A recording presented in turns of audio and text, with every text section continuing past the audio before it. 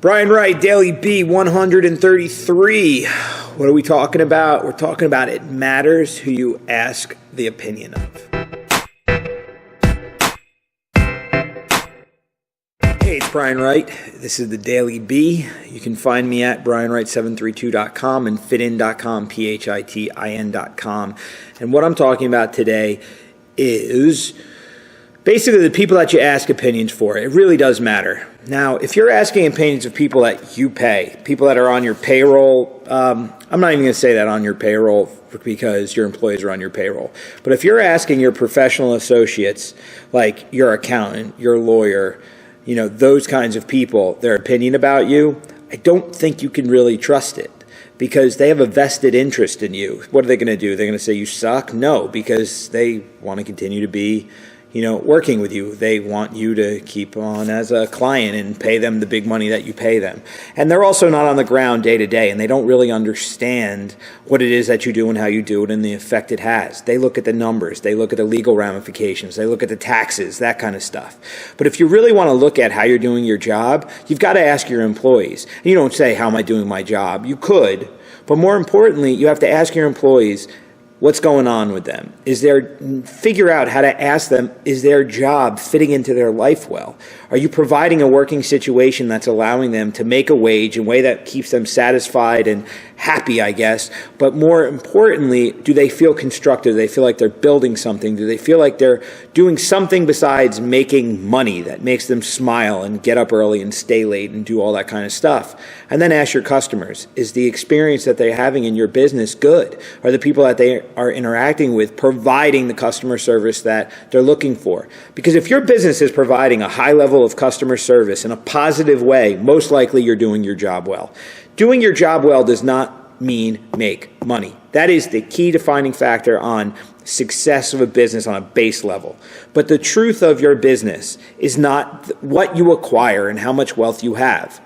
What the truth of your business and the longevity of your business and the legacy of your business is the impact. It's not how many dollars are you putting in your pocket, in the pocket of your employees, how much money you're saving customers and whatever. It's the experience. Because again, customers are coming to you for something. They need to get that. And they need to get that in a positive way that keeps them coming back. Or if it's something that's a one-off, that it's something that they're going to tell other people in need to go and do because it was positive. Positive experience with your customers is primary to get the dollars that you want to get out of them. Now, to do that, you have to have happy employees. So if you are providing the things that employees are looking for, you are now creating a greater level of success because these people are going to employ positive methods to interact with the customers, to extract the dollars that you need to run your business. So you cannot be fiscally irresponsible in the office. You have to have good business practices in the office, but that is not ultimately your success. That is kind of the unspoken. To be a good business person, you've got to be good at math and you've got to know all the different variables that come into play. But the true definitive success comes down to the legacy aspect of it. When someone asks the question like, who's going to come to your funeral? Do you want customers or do you want employees? For me, if you're a leader, you're not really dealing with customers unless you're a one-man band and you do everything and you have the only relationships you have in your business are with your customers. But if you run a business that has employees, as the leader, your primary responsibility is to interact with your employees, and then it's their job to interact with your customers. So if you're thinking about who you want to have at your funeral, for me, I want it to be everyone that I employed. Everyone that I was able to have an impact on their lives that provided something better for them. So at the end of the day, they don't sit there and say, fuck, that was the worst job I ever had, but I made a lot of money, so it's okay. I want them to not even consider the money because that's a given. But they say this job either was the springboard to something greater because they provided opportunity in a way that gave me everything I need to be better, or I worked for the company for X amount of time. It was the only job I ever wanted to have. It was amazing. I want positive experience. I want people to say, I worked, I was satisfied, I was happy more than I was sad. I learned the things I needed to learn. I provided for my family. I created a life through this business. Now, you could disagree with me. You could be a prick and not care about people and just say it's all about money. But if that's the case, you're going to be sitting on a big pile of money, and most likely you're going to be by yourself. Because if you don't have the ability to have empathy for your employees, you're a pretty shitty human being.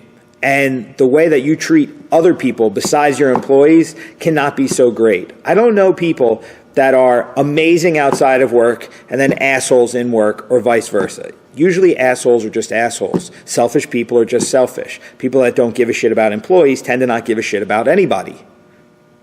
So you've really got to look at success at a different level besides money. Good, sound business practices, that's the entry into being an entrepreneur. That's the cost of running. That's the price to run your own business. But the success is built on, what do you do for your employees that motivates them to do better by your customers? That's the positive cycle. You know, the owner of the company most likely deals with a minimal amount of customers. It's by chance. It's when they're doing a walkthrough of a business and they bump into somebody, or the shit hits the fan and they have to do the emergency phone call. But when it comes to day-to-day operations, that's what your employees do. Take care of your employees like they are your customers. And then the employees will take care of your customers in a way that will generate the dollars. Again, everyone talks about 10x and all these kinds of things. The true key to leadership in maximizing your dollar is, for every dollar you spend, you get at least 2 in effort. So if you're paying someone $10 an hour, you want to get $20 an hour effort out of them because they love their job. You don't want to pay them 10 and get 9 because they're just doing the job because they're getting paid. You want them to be inspired to do good work because they believe and they like and they enjoy and they're satisfied. That comes down to the right people. This could go on and on. I can get really deep into this and I can talk for an hour. So that's what you take a fit-in course for, to really go deep on this. I'm really just fleshing this out. We're 7 minutes in on this, and my main point is, you as a owner, as a leader, have to treat your employees like they are your customer, so that they do treat the actual customer better. You have to sell your idea to your employees so that they can service your customers with inspiration and energy. So when you think about who's coming to your funeral, you damn sure better make sure it's your employees. Every person that ever worked for you, ever, should be like dropping whatever they've got and flying to wherever the hell it is you're being buried to make sure that they pay their respects, because you were the best boss they ever had that set them up for every greater success that they had. I have a friend on the flip side who once said, when someone wrongs him, he's going to do something to them that's going to make it so that every bad thing that happens to them for the rest of their life, they're going to think he did it. I'm on the other end. I want to treat people so well within my business so that every good thing that ever happens to them from here on out, they feel is due to what we did together. That I was the catalyst for every great thing that ever happened to them. That's my responsibility as an owner, is to create that level of success. I want people to appreciate our working environment.